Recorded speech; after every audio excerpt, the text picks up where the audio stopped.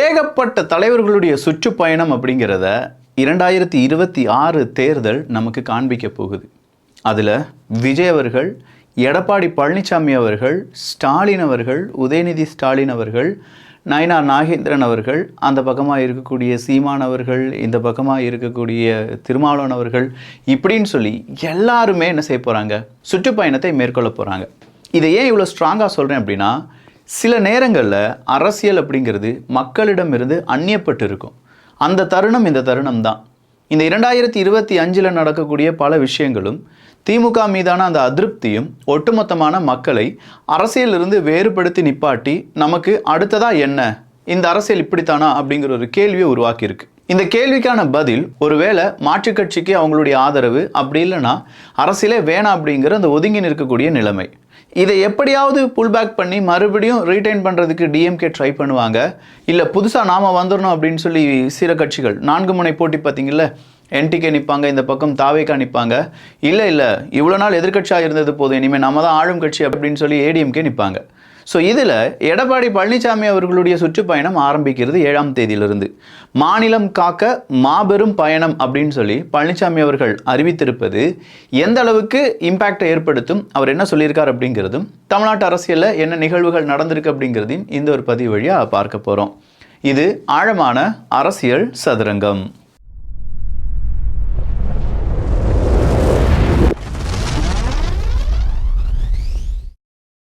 மாநிலம் காக்க மாபெரும் பயணம், ஓரணியில் தமிழ்நாடு அப்படின்னு சொல்றது வேறொரு பயணம்.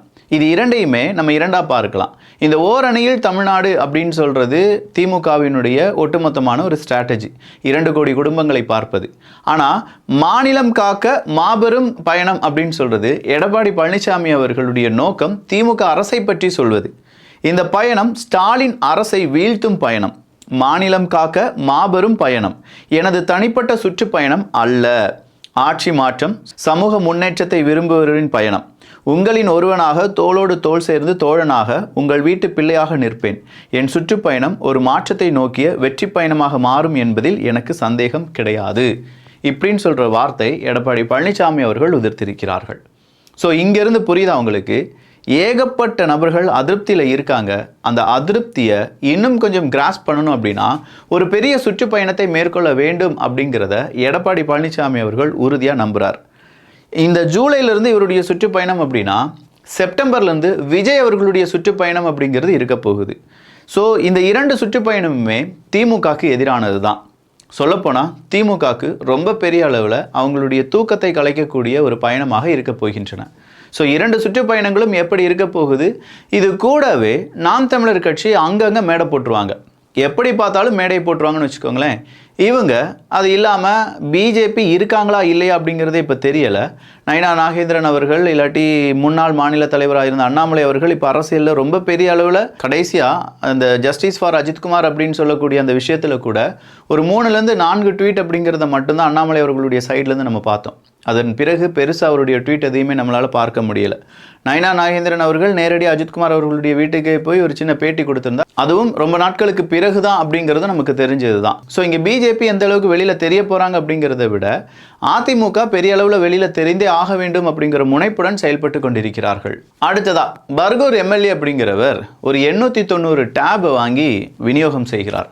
எப்பா 890 பேரும் ஸ்டேட் ஃபர்ஸ்ட் வாங்கினவங்களா, இல்லை முக்கியமான ஏதாவது அச்சீவ்மெண்ட் செஞ்சவங்களா அப்படின்னு பார்த்தா அதெல்லாம் கிடையாது. இந்த ஓரணியில் தமிழ்நாடு அப்படின்னு சொல்லியிருக்கு பார்த்தீங்களா, அதில் நிர்வாகிகள் இருப்பாங்களே, இவங்களுக்கு இந்த பதவி, இவங்க இதெல்லாம் செய்யணும் அப்படின்னு சொல்லி அத்தனை பேருக்கும் அவர் என்ன செஞ்சுருக்காரு, டேப் வாங்கி கொடுத்துருக்கார். ஓரணியில் தமிழ்நாடு ஸ்ட்ராட்டஜி, அதில் எந்த வார்டுக்கு போகணும், யாரை பார்க்க வேண்டும், எப்படி பேச வேண்டும் அப்படிங்கிறதுக்கான பல டுட்டோரியல், அதற்கான டேட்டா உள்ளடக்கி அந்த சாஃப்ட்வேர், இது எல்லாத்தையும் சேர்த்து தான் அந்த டேப் அப்படிங்கிறது இருக்கதாக சொல்லப்படுது.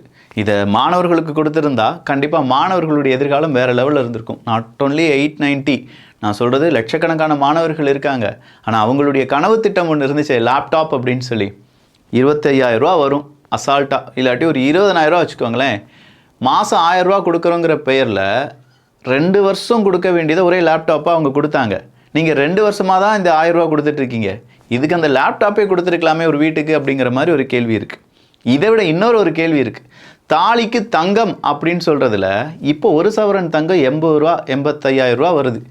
இந்த 85,000 ரூபாய் கால்குலேட் பண்ணால் 8 வருஷம் 7 வருஷம் பிடிக்குமே. இப்போ 1000 ரூபாயாக கொடுத்தா அதுக்கு அந்த தாலிக்கு தங்கமே இருந்திருக்கலாமே அப்படின்னு சொல்லி கூட கொஞ்சம் பேர் யோசிக்கிறாங்க.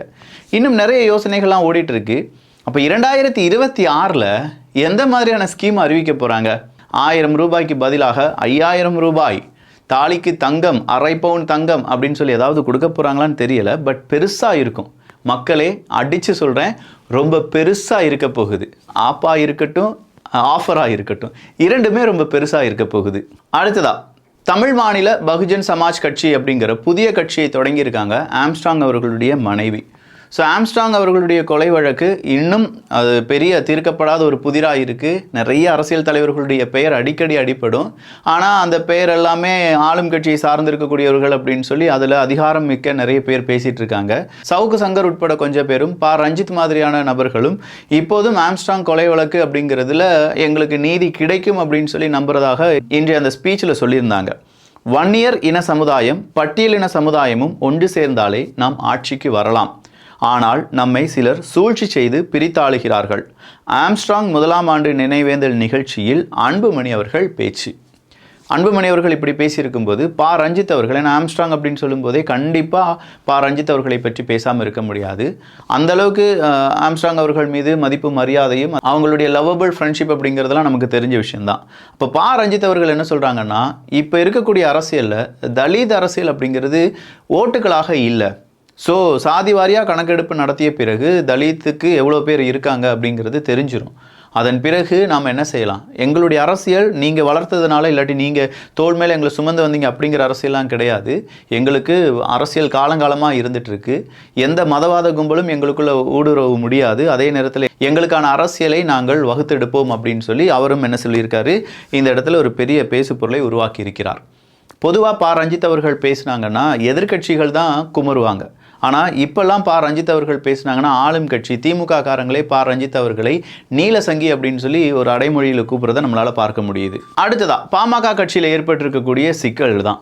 இந்த சிக்கலில் ஜி.கே. மணி அவர்கள் தெளிவாக சொல்கிறாங்க, பாமக கட்சியை சார்ந்த எல்லாருமே ஒரு குழப்பத்தில் இருக்கும். இது இப்படியே போயிட்டே இருந்துச்சுன்னா பாமக வலுவிழந்து விடும் அப்படின்னு சொல்கிற முக்கியமான தகவலை கொடுத்திருக்கிறார்.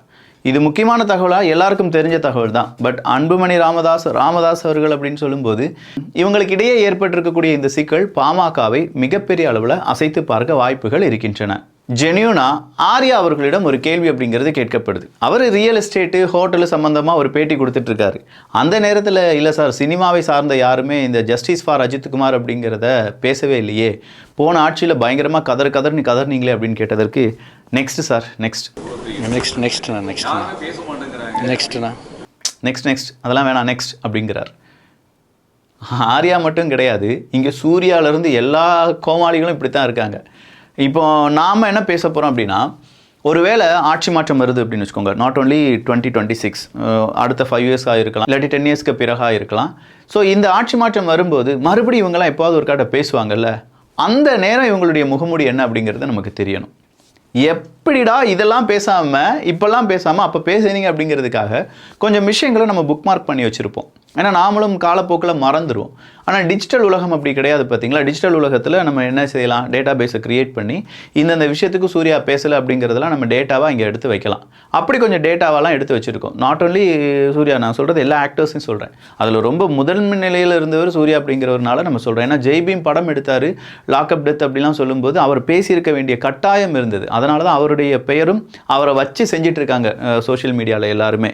ஸோ இதெல்லாம் பேசாமல் இந்த மாதிரி நல்ல விஷயங்கள், மக்களுக்கு தேவையான ஒரு நல்ல விஷயங்கள் எல்லாமே சொல்லாமல் படம் நடித்தா மட்டும் ஓடிடும் அப்படிங்கிறதுலாம் ஒரு ஒரு பெரிய மாயம்.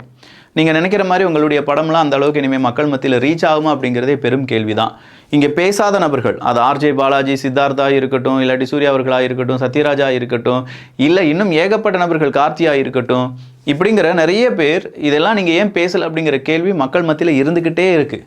ஏன் ரஞ்சித் அவர்களாக இருக்கட்டும், இல்லை வாழைப்பட டைரக்டராக இருக்கட்டும், இப்படின்னு சொல்கிற எல்லாருமே எல்லா பக்கமும் இருக்கக்கூடிய கேள்விகள் தான் இது. அந்த கேள்விகளுக்கு மக்கள் சரியான பதில் தருவார்கள். அந்த நேரம் நீங்கள் அதுலேருந்து எந்திரிக்கிறதுக்கு கொஞ்சம் கஷ்டப்படுவீங்க, அம்புட்டு தான். அடுத்ததா ஆயுதப்படைக்கு மாற்றம் அப்படிங்கிற ஒரு செய்தி.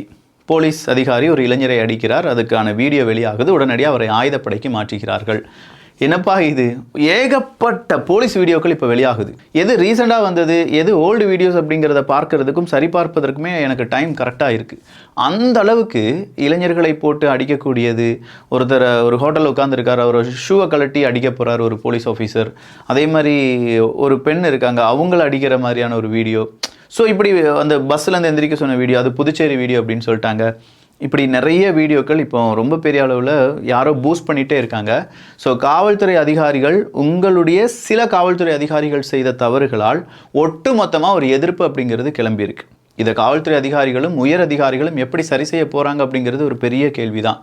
ரொம்ப நாட்களுக்கு பிறகு தான் காவல்துறை உங்கள் நண்பன் அப்படிங்கிற அந்த வார்த்தையை மக்கள் பலரும் பயன்படுத்த ஆரம்பித்தாங்க. அது காமெடியாக சொல்லி, இல்லாட்டி நிறைய ஆக்ட்ரஸ் வழியாக சொல்லிலாம் ஏகப்பட்ட இன்ஃப்ளூயன்ஸ்லாம் நீங்கள் பண்ணீங்க. பட் எகெயின் அந்த மாதிரியான ஒரு கேம்பெயின் பண்ண வேண்டிய தருணம் இப்போது காவல்துறை அதிகாரிகளுக்கு வந்திருக்கு. ஸோ காவல்துறை அதிகாரிகள் கேம்பெயின் பண்ணுறதை விட அவங்களுடைய சட்டத்தை சரியாக அவங்களுடைய வேலையை அவங்க சரியாக செஞ்சு மக்களை பாதுகாத்தாலே போதும் அப்படிங்கிற மாதிரி எண்ண ஓட்டம் பல மனிதர்களுக்கும் இருக்கத்தான் செய்கிறது. அடுத்த எடப்பாடி பழனிசாமி அவர்களுக்கு Z+ பாதுகாப்பு அப்படிங்கிறது கொடுக்கப்பட்டதும், அதே மாதிரி அதிமுக எதிரியா இல்லையா அப்படிங்கிறது சொல்லப்பா விஜய் அவர்களே அப்படின்னு சொல்லி விசிகாவினுடைய தலைவர் திருமாவளவன் கேட்டிருப்பதும், அதே மாதிரி நாங்கள் தலைமைச் செயலகத்தை நோக்கி மக்களை கொண்டு வருவோம் அப்படின்னு சொல்லி விஜய் அவர்கள் சொன்னதற்கு திருமாவளவன் அவர்கள், அப்படி வந்தால் அப்படி நீதி கிடைத்தது என்றால் அதை விட பெரிய சந்தோஷம் எனக்கு வேறு எதுவுமே இல்லை. அப்புறம் எதுக்குங்க நீங்கள் கட்சி வச்சுருக்கீங்க? நீங்கள் மக்களை கொண்டு வந்து தலைமைச் செயலகத்துக்கு கொண்டு வரலாம்ல, பரந்தூர் மக்களுக்கு ஒரு பெரிய விடிவு காலத்தை ஏற்படுத்தலாம்ல அப்படின்னு சொல்லி யாராவது கேட்டுட்டாங்கன்னா திருமாவளவன் அவர்கள் அவருடைய ஃபேஸ் எங்கே வச்சுக்கிடுவார்? சரி, அதெல்லாம் கேட்க மாட்டாங்கன்னு வச்சுக்கோங்களேன். அப்படிலாம் கேட்டிருந்தா இன்றைக்கி அரசியல் எவ்வளோ பெரிய மாற்றங்கள் வந்திருக்கும். நிறைய தலைவர்கள் இருக்காங்க, நல்ல தலைவர்கள் இருந்தாங்க. ஒரு கட்டத்தில் அந்த தலைவர்கள் ஏதோ ஒரு காரணத்திற்காக அடிமைப்பட்டு கிடக்கிறார்கள். சில காலங்களுக்கு பிறகு அந்த தலைவர்கள் வீறு கொண்டு எழுவார்கள் அப்படின்னு சொல்லி நாம் நம்பலாம். நிறைய அரசியல் பார்த்துருக்கோம். இந்த அரசியலை பற்றிய உங்களுடைய கருத்துக்கள் இங்கே வரவேற்கப்படுகின்றன. எல்லோரும் அரசியல் சதுரங்கத்தில் இணைந்திருங்கள். நல்லதை பகிர்ந்து நல்ல சமுதாயத்தை உருவாக்கும். 50க்கும் அதிகமான பொருட்களை 999 ரூபாய் கொடுக்க முடியுமா? அதில் முதல் பொருள் பவுன்சிங் பால், மேஜிக் பவுன்சிங் பால் அப்படின்னு சொல்லலாம். வேற லெவலில் இது குதிக்கும். அப்படி கீழே போட்டிங்கன்னா நம்ம உயரத்தை விட கூடுதலான உயரத்துக்கு பவுன்ஸ் பண்ணக்கூடிய ஒரு சூப்பரான பவுன்சிங் பால்.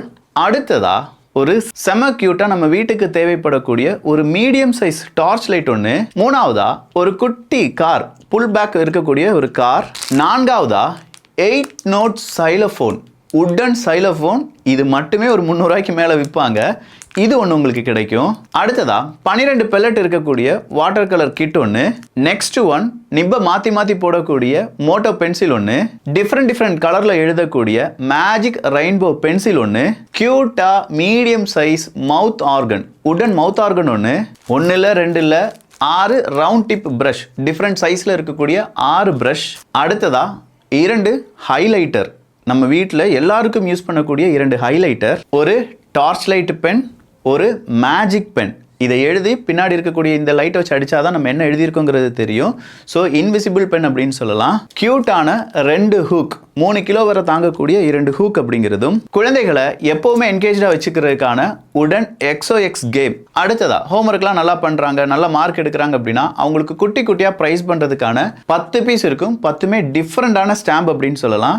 அடுத்ததா 2 பென்சில், ஒரு இரேசர், ஒரு ஷார்ப்னர் வித் ஸ்கேல் இருக்கக்கூடிய ஒரு குட்டி ஸ்டேஷனரி கிட். டபுள் டிப் இருக்கக்கூடிய 2 ஊல் மார்க்கர் அப்படிங்கிறது. ரெண்டும் வெவ்வேறு டிப் இருக்கும். ஸோ வெவ்வேறு கலரில் உங்களுக்கு 2 ஊல் மார்க்கர் கிடைக்கும். இன்னும் இருக்குங்க, ஒரு சிப்லாக் பவுச், ஒரு யூனிகார்ன் பவுச். அது இல்லாமல் இதெல்லாம் கேரி பண்ணுறதுக்கு ஒரு சூப்பரான கேரி பேக். நம்ம வீட்டுக்கு எப்போவுமே தேவைப்படக்கூடிய ஒரு USB லைட், ஒரு உடன் கியூட் பிபி, 3 white board marker with eraser இருக்கக்கூடிய 3 கிடைக்கும். 2 வெரைட்டி இரேசர்ஸ் அப்படிங்கிறது உங்களுக்கு கிடைக்கும்.